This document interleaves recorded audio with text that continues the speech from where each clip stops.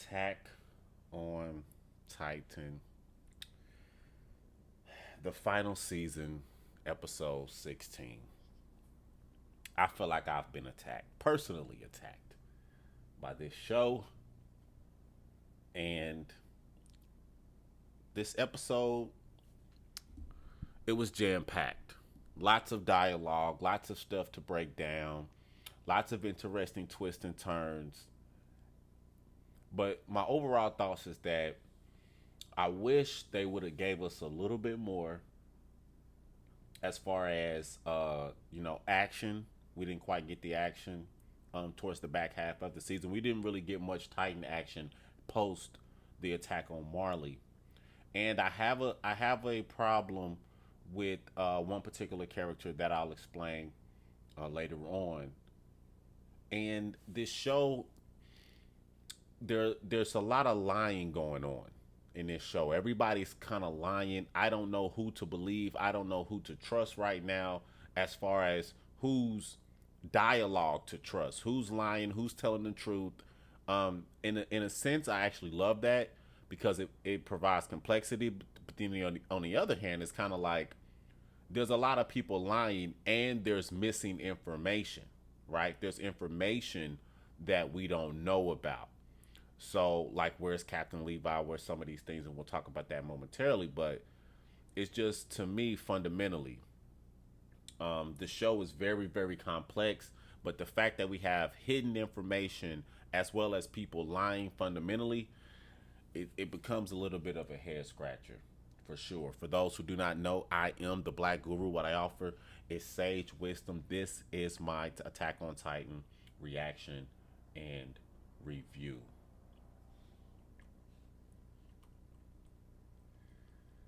Lots to talk about here, ladies and gents. Lots to talk about here.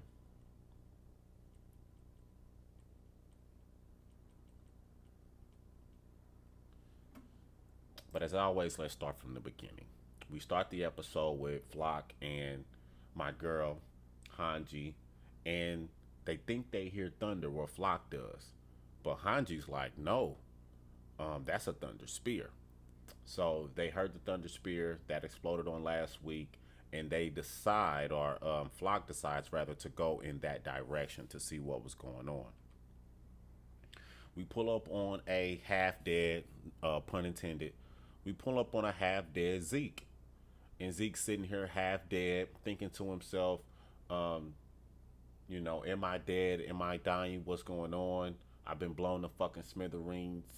Um, kind of reminiscing. And then he has a vision of a girl, a brief vision of a girl, but then he comes back to his senses, and then something really strange happens. A Titan crawls out of nowhere. I don't know where this Titan came from. Hopefully, it's explained. It might be a plot Titan, might be a plot Titan, but the Titan comes out of nowhere, crawls out of nowhere, opens up its own belly,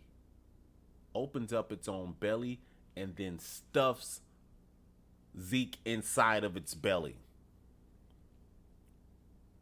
I'm like, yikes! Very cool scene, very well illustrated. And I'll have to say that for this episode and for the last two episodes, they have been well illustrated.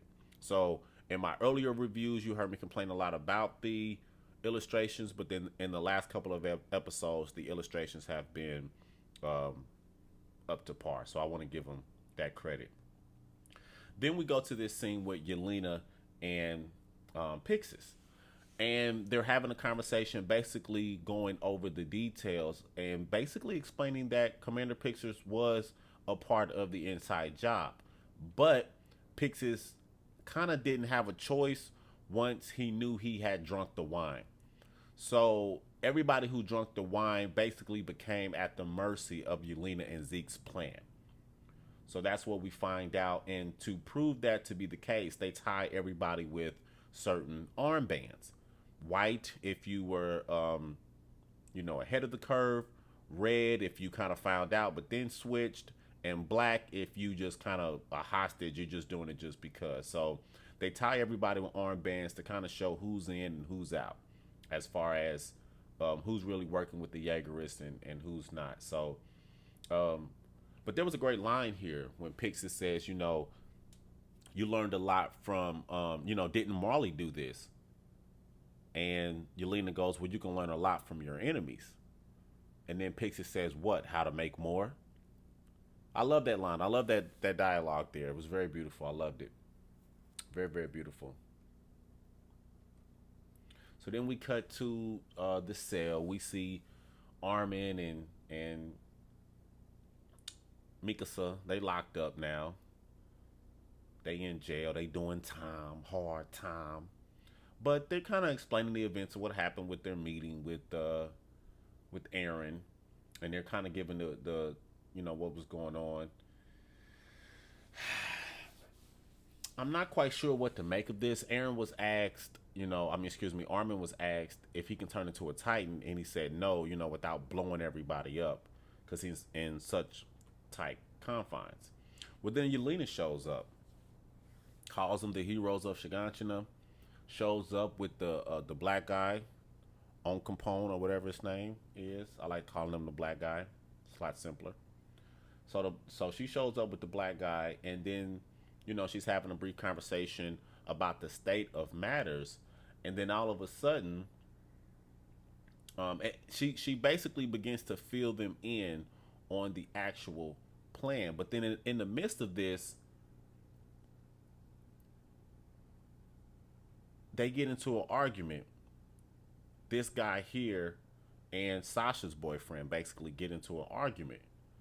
And he's like, Nicolos like, you motherfucker. Because he was just talking bad about Sasha. She's a potato smelling fucking bitch. Fuck that bitch. She ain't nothing but a fucking potato eating fucking wood wolf bitch. And I ain't say all that, but basically. And, Yelena kind of crept up behind him and blew his fucking brains out. Crept up behind him and blew his fucking brains out. And Yelena was like, I would never support anybody calling Eldians devils. Anybody who would call y'all devils is,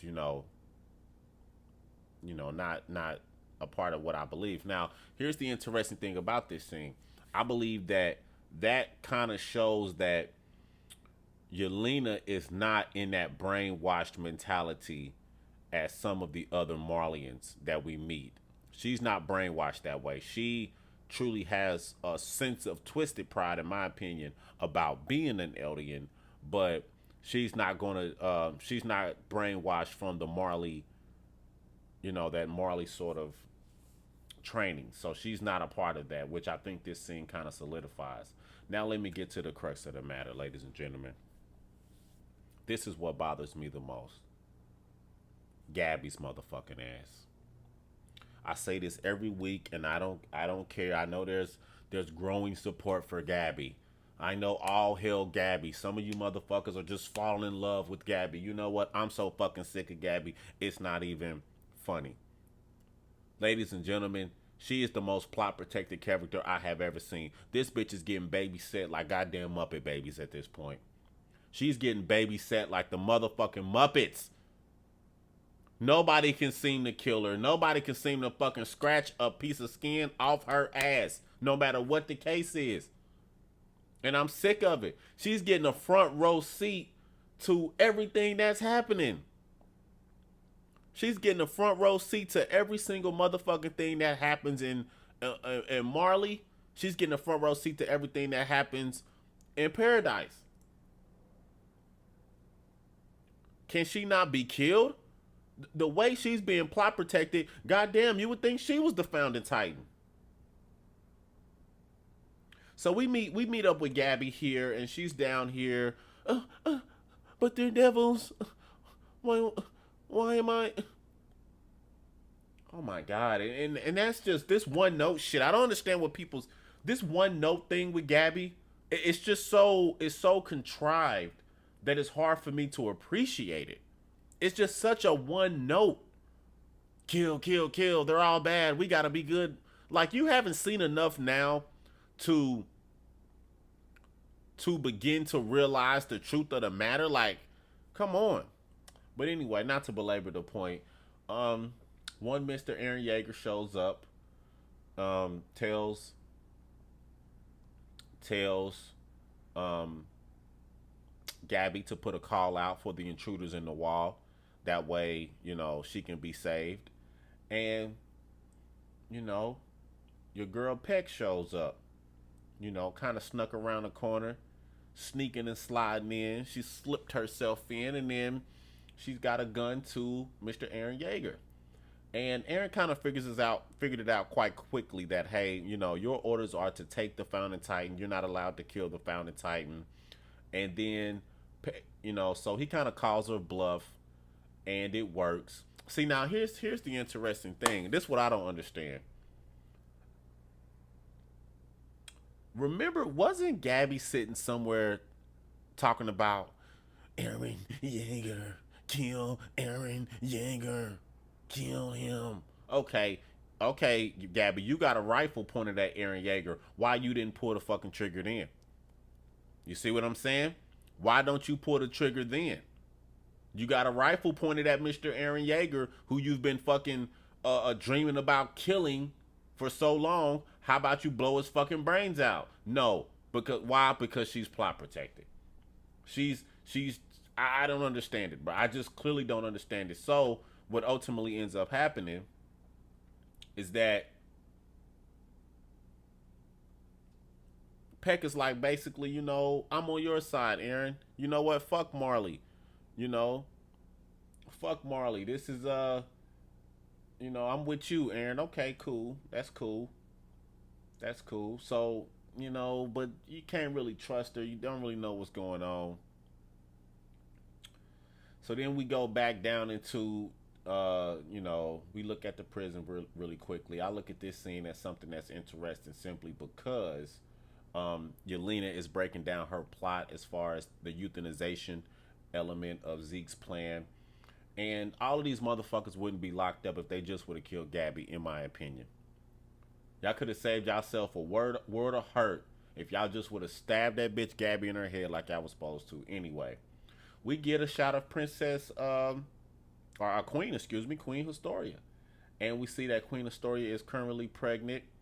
And suggesting that there's going to be, this is going to be the end of the line as far as Eldians go if Zeke and Yelena have their way.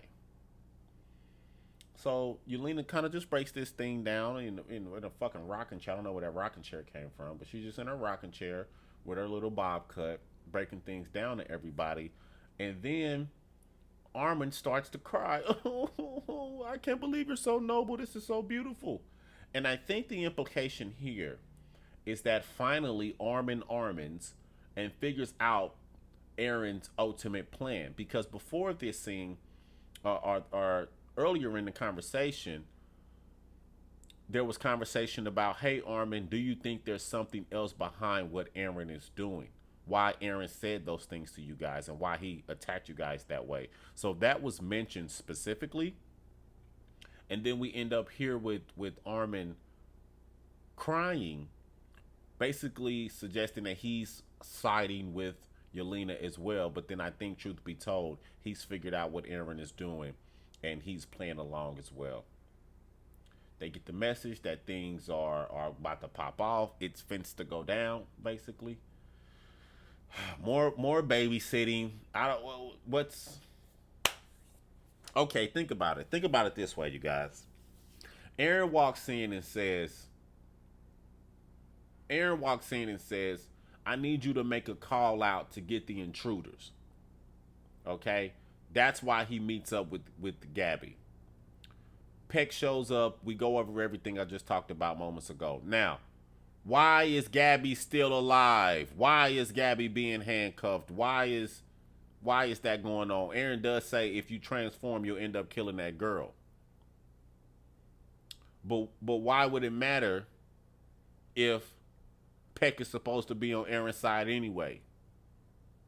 So the fact that sort of that's a deterrent goes to show that she's not really on your side, if y'all follow what I'm saying. The fact that you can constrain Peck turning from a Titan by suggesting if you do so, you will kill Gabby, shows that she's not aligned herself with the Jaegerists at this point. I'm sick of Gabby, and I know you guys want to throw parades, and everybody loves her now. I don't know. I don't know where that shit came from. It's very weird to me. But this character is kind of, it's a nuisance because it doesn't make sense, ladies and gentlemen. The Gabby situation doesn't make sense. It doesn't make sense. She's just being babysat for no fucking reason. She's really not even integral to the plot in any sort of real way. She's not. Think about it. If Gabby would have got thrown out the motherfucking blimp once she killed Sasha, what would change about the show? Nothing. She's not intricate to anything. But hell, she's getting front row seats to conversations. Hell, she's getting front row seats to the fucking battle between her and Raynor. Between Jaeger and Raynor, I should say. The fuck is going on? So anyway, I guess one of my favorite moments of the episode, Eren walks out. Everybody has their gun pulled. He said, I can, I'll point out the enemy to you. So Eren is out there, but he's ready. He doesn't trust her. He thinks something is up. But he's out there ready. And then when Eren asked Peck to point to the enemy, Peck kind of looks, gives Gabby a little smirk on his stupid shit I found be quite weird. And then she turns around and she points at Eren. Eren, you're the enemy. You're our motherfucking enemy. So then we see the attack take place. We see the Jaw Titan spring out of nowhere, basically almost biting off, or he bit off the legs of Eren. Springs out of nowhere, bites off the legs of Eren. So Eren transforms. So now we see that the Marleyans have arrived. This weird scene where Peck is like, oh no, I don't actually trust Marley, but I do trust my comrades. So I don't even understand why these people are like what they're fighting for. If they're not fighting for what Marley has instructed them to fight for, like whose side are they on in all of this? If they're not a part of the Marley military and the Marley's plan, if they're not a part of Zeke's plan, or they're not a part of Eren Yeager's plan, then whose side are they on fundamentally? But anyway, so we finally see Eren transform.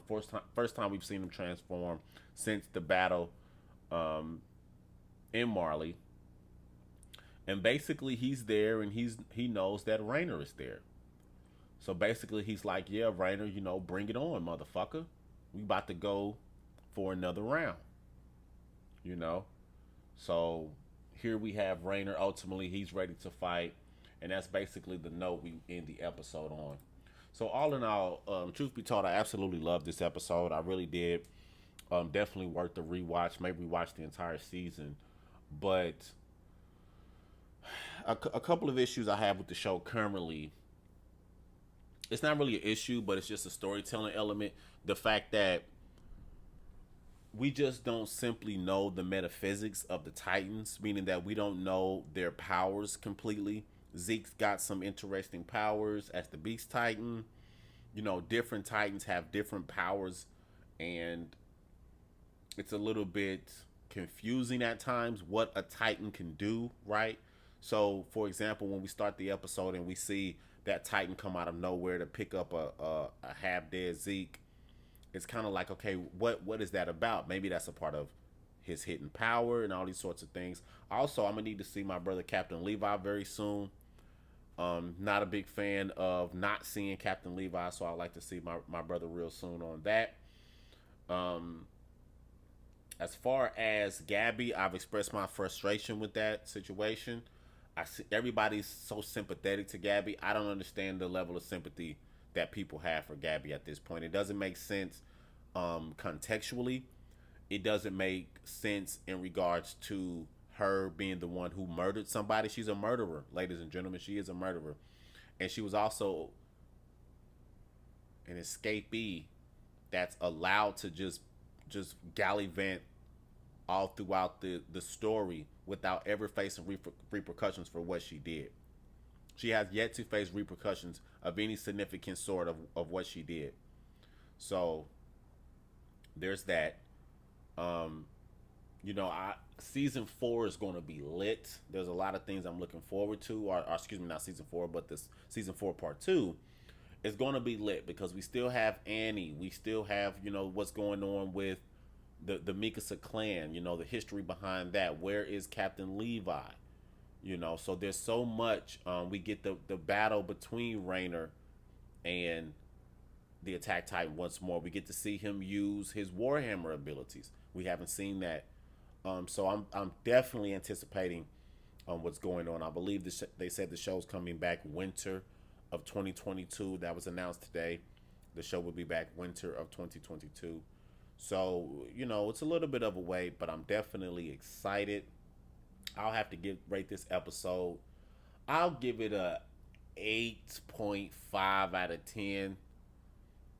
It was a really good episode. It didn't drop any bombshells, but it definitely did enough to make you want to continue watching the series. Um, so it didn't feel like a finale to me. Quite honestly, it felt just like a regular stopping point. But after 16 episodes, you kind of want something that feels like a finale. Maybe some definite plot resolutions, and we're not really getting plot resolutions. We're just getting more and more unfolding of the plot.